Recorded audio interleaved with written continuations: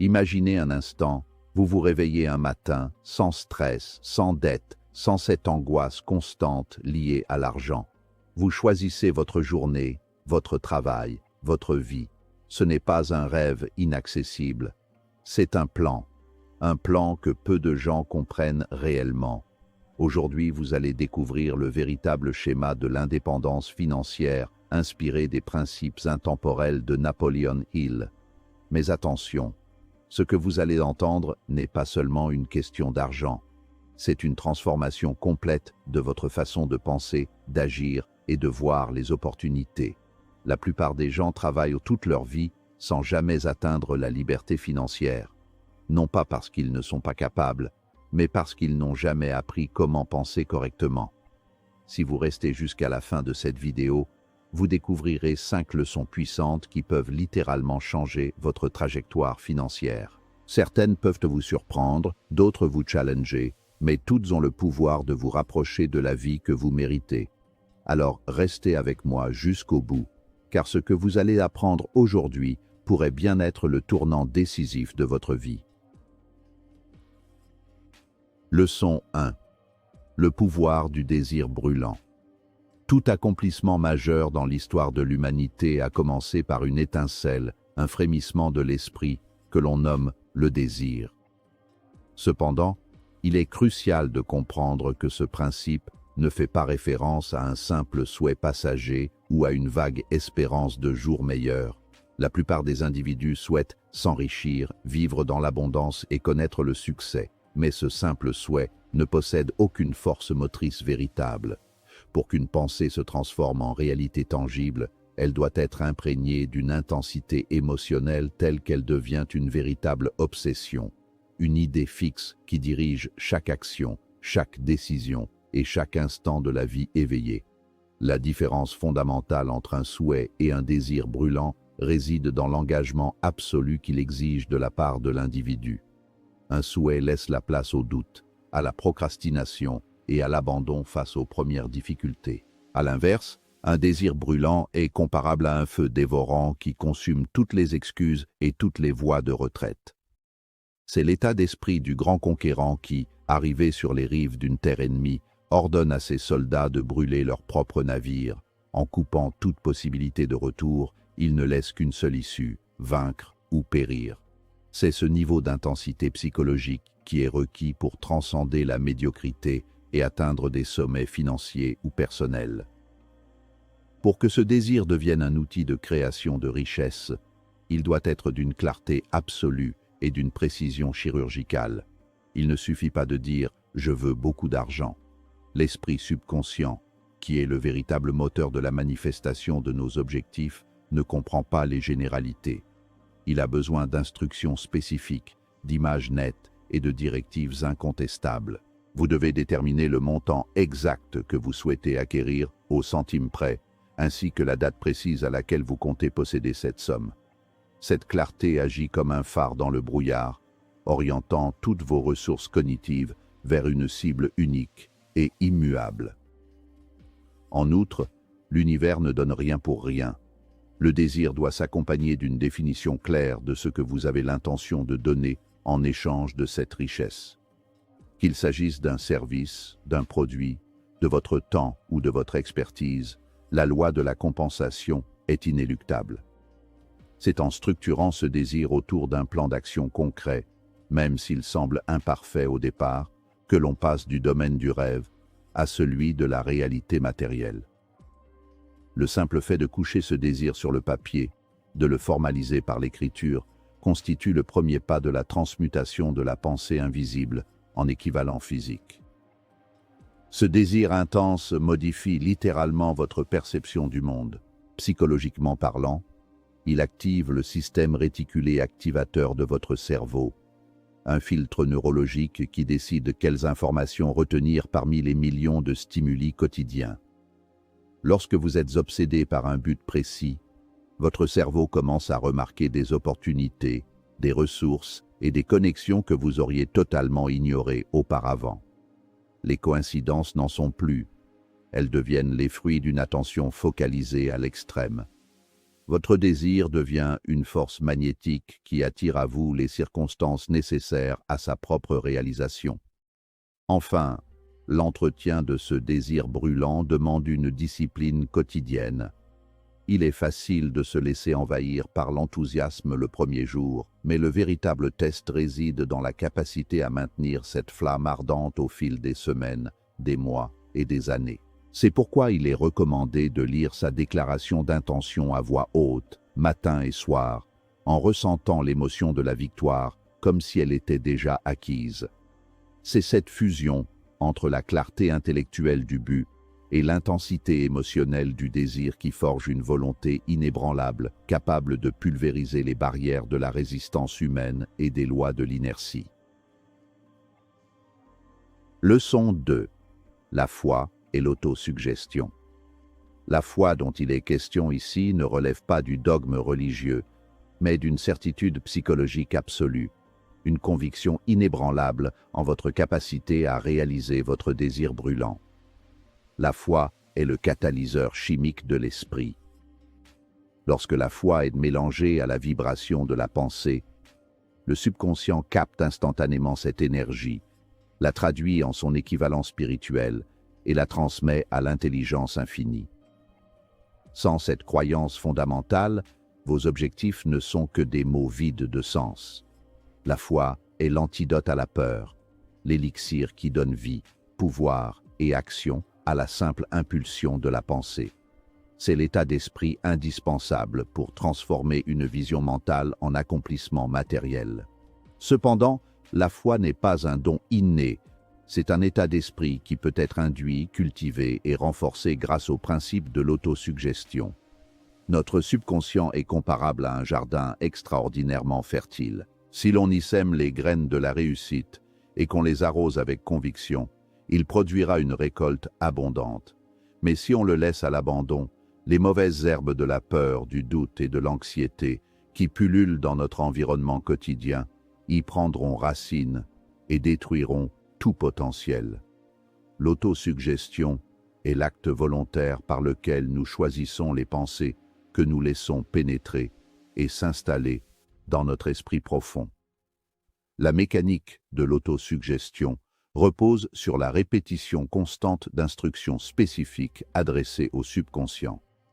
Répéter vos objectifs de manière mécanique ne produira aucun résultat tangible. Le subconscient n'est réceptif qu'aux pensées qui sont profondément imprégnées d'émotions et de sentiments. Lorsque vous affirmez votre volonté de devenir riche, vous devez ressentir l'enthousiasme, la joie et la gratitude liées à l'accomplissement de cet objectif. C'est la conjonction de la pensée répétée et de l'émotion vibrante qui parvient à contourner l'esprit conscient, souvent cynique et analytique, pour reprogrammer les croyances fondamentales logées au cœur de votre psyché. La visualisation créatrice est l'outil le plus puissant de l'autosuggestion. Il ne s'agit pas seulement d'imaginer le résultat final, mais de vivre mentalement l'expérience avec tous vos sens. Fermez les yeux et voyez l'argent sur votre compte bancaire. Sentez l'odeur de la voiture que vous souhaitez conduire. Touchez les murs de la maison que vous voulez bâtir.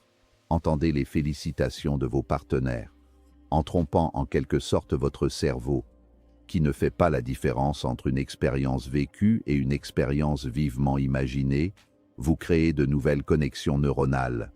Vous bâtissez littéralement l'architecture mentale de votre futur succès avant même qu'il ne se concrétise dans le monde physique.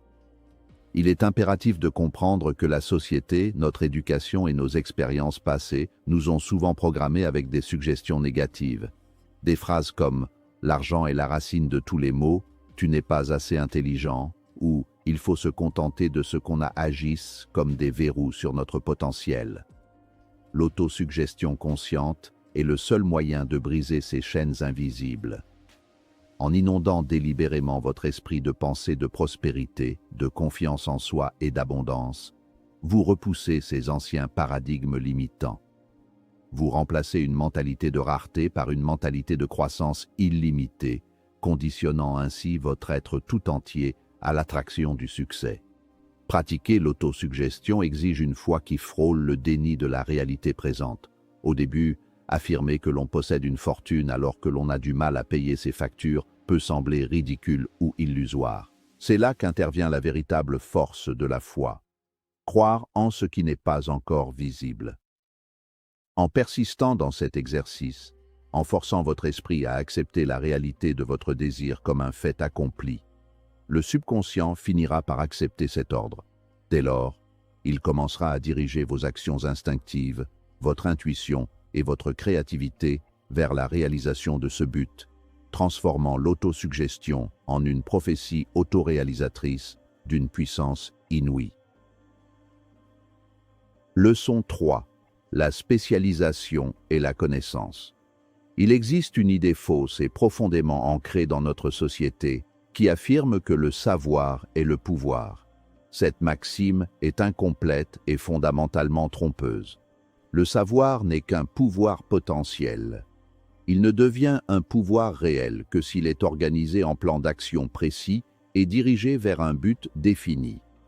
Des millions de personnes possèdent des diplômes universitaires prestigieux et une vaste culture générale, mais vivent dans la précarité financière parce qu'elles n'ont jamais appris à structurer leurs connaissances pour résoudre des problèmes spécifiques. La richesse ne découle pas de l'accumulation de données aléatoires, mais de l'application stratégique d'une connaissance ciblée. Nous devons établir une distinction claire entre la connaissance générale et la connaissance spécialisée. La connaissance générale, aussi vaste soit-elle, est de peu d'utilité dans l'accumulation de la richesse. C'est le savoir des encyclopédies et des professeurs d'université, fascinant mais rarement monétisable en soi. La connaissance spécialisée, en revanche, est l'expertise pointue dans un domaine particulier qui répond à un besoin spécifique du marché. C'est la maîtrise d'une compétence technique, la compréhension d'une niche économique ou l'art de concevoir un logiciel particulier. Dans l'économie moderne, la société ne vous paie pas pour ce que vous savez dans l'absolu, mais pour les problèmes complexes que vous êtes capable de résoudre grâce à votre expertise spécialisée. Cependant, il est tout aussi crucial de comprendre que vous n'avez pas besoin d'être vous-même le dépositaire de toute cette connaissance spécialisée. Le véritable leader, le véritable créateur de richesse, est celui qui sait comment organiser et diriger les connaissances spécialisées des autres. L'exemple historique de Henry Ford est particulièrement éloquent. Poursuivi en diffamation par un journal qui le traitait d'ignorant, Ford a prouvé lors du procès qu'il n'avait pas besoin d'encombrer son esprit de faits divers. Il disposait sur son bureau d'une rangée de boutons lui permettant d'appeler instantanément l'expert, capable de répondre à n'importe quelle question technique ou administrative. Son pouvoir résidait dans sa capacité à orchestrer le savoir d'autrui et non dans sa propre mémoire. L'acquisition de la connaissance spécialisée doit donc être un processus continu, dicté par les exigences de votre but principal. Une fois votre désir défini, vous devez identifier exactement quelles connaissances vous manquent pour l'atteindre. Ces informations peuvent être trouvées de multiples façons, dans les livres, à travers des cours de formation continue, en observant vos concurrents, ou mieux encore, par le biais d'un mentorat ou d'une association avec des experts. L'apprentissage ne s'arrête pas à la sortie de l'école. Pour les esprits axés sur le succès, la fin de la scolarité formelle marque simplement le début de la véritable éducation, celle qui est choisie et appliquée avec intention. L'ère numérique dans laquelle nous vivons a rendu la connaissance universellement accessible. Aujourd'hui, l'ignorance est un choix. Tout ce que vous avez besoin d'apprendre pour construire un empire, de la programmation informatique à la finance d'entreprise, en passant par le marketing digital, est disponible à quelques clics. Le défi n'est plus l'accès à l'information, mais le tri et l'application de celle-ci. C'est là que la spécialisation prend tout son sens. Elle vous permet de filtrer le bruit ambiant, d'ignorer les distractions futiles et de vous concentrer exclusivement sur les données et les compétences qui feront avancer votre plan d'action spécifique. En fin de compte, la connaissance spécialisée est la matière première à partir de laquelle vous forgerez vos plans de réussite. Mais elle doit être accompagnée d'imagination pour être commercialisée. Savoir comment fabriquer un produit ne suffit pas. Il faut savoir comment le vendre, comment le positionner et comment l'améliorer. La fusion entre une compétence hautement spécialisée et une imagination créative donne naissance à des innovations qui perturbent les marchés et génèrent des fortunes colossales. Votre objectif doit être de devenir indispensable dans votre domaine en possédant un savoir si rare et si bien appliqué qu'il vous confère un avantage concurrentiel indéniable et pérenne. Leçon 4. La persévérance face aux échecs. La route qui mène à la richesse et à l'accomplissement personnel n'est jamais une ligne droite. Elle est jalonnée de détours, d'obstacles inattendus, de déceptions amères et de chutes brutales. C'est dans ces moments de crise que se révèle la véritable nature de l'individu. La persévérance est à la force de caractère ce que le carbone est à l'acier, l'élément indispensable qui transforme une matière molle en un alliage indestructible. Sans persévérance, même le désir le plus brûlant, soutenu par la foi la plus absolue et les plans les plus ingénieux, finira par s'effondrer à la première tempête. La capacité à continuer d'avancer quand tout semble perdu est la marque de fabrique commune à tous les grands bâtisseurs de ce monde. L'erreur fondamentale de la majorité des gens est de confondre une défaite temporaire avec un échec définitif. Lorsqu'ils rencontrent une résistance ou que leurs plans initiaux s'effondrent, ils en concluent hâtivement que leur but est inatteignable. Ils abandonnent, ignorant souvent qu'ils se trouvaient à un pas de la percée décisive. La véritable philosophie du succès exige de considérer chaque revers comme une source d'informations précieuses, un retour d'expérience brutal, mais nécessaire. Une défaite temporaire signifie simplement qu'il y a une faille dans le plan, une erreur de calcul ou un manque de préparation. Elle ne remet jamais en question la validité du but lui-même. L'histoire est remplie d'exemples tragiques d'individus qui ont jeté l'éponge alors que le succès était à portée de main. Le célèbre conte du chercheur d'or qui a abandonné sa concession en creusant à seulement 1 mètre du filon principal illustre parfaitement cette réalité cruelle. L'échec a une façon particulièrement cynique de nous tester. Il aime frapper au moment précis où nous sommes les plus vulnérables, épuisés et désespérés. C'est le filtre ultime de la nature, conçu pour séparer ceux qui veulent simplement réussir de ceux qui sont absolument résolus à triompher. Ceux qui réussissent s'arment d'une obstination presque déraisonnable face à l'adversité. Développer la persévérance n'est pas une question de génétique, c'est une question d'entraînement mental et d'habitude. Elle repose sur 4 piliers fondamentaux. Premièrement, un but défini, soutenu par un désir ardent de l'atteindre. Deuxièmement, un plan d'action clair, exprimé par une action continue. Troisièmement, un esprit hermétiquement fermé à toutes les influences négatives et décourageantes, y compris les remarques pessimistes des amis et de la famille. Quatrièmement, une alliance amicale avec une ou plusieurs personnes, un mastermind, qui vous encourageront à suivre à la fois votre plan et votre but. La maîtrise de ces 4 étapes garantit une résilience face à n'importe quelle tragédie économique ou personnelle. Il est également vital de comprendre la psychologie de l'abandon. L'abandon est une décision émotionnelle dictée par la peur, la fatigue et la perte de vision. Pour la contrer, il faut cultiver une volonté de faire qui subordonne les émotions négatives à la logique de votre plan. Lorsque l'envie de tout arrêter vous submerge, c'est le moment exact où vous devez intensifier vos efforts. Chaque fois que vous surmontez une envie de renoncer, vous renforcez le muscle de votre persévérance, rendant la prochaine difficulté beaucoup plus facile à affronter. Vous créez un élan psychologique qui finit par vous rendre littéralement inarrêtable aux yeux du monde.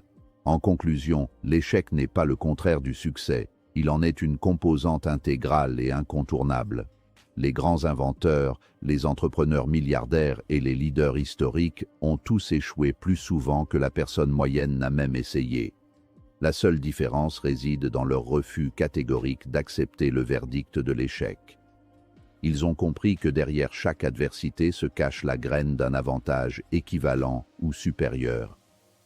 En adoptant cette perspective, la peur de l'échec s'évanouit, remplacée par une curiosité audacieuse et une détermination inébranlable à déchiffrer le code de la réussite, peu importe le nombre de tentatives nécessaires. Leçon 5.